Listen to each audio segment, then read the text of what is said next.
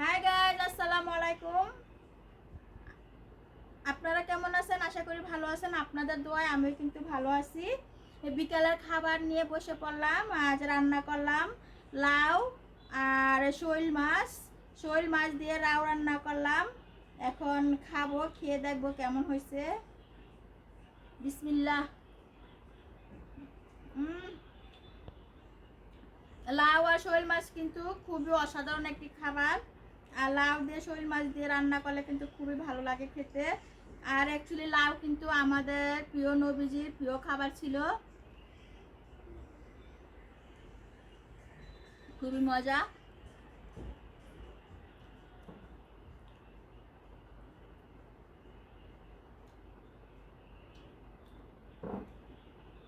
খেতে কিন্তু আসলে অনেক স্বাদ।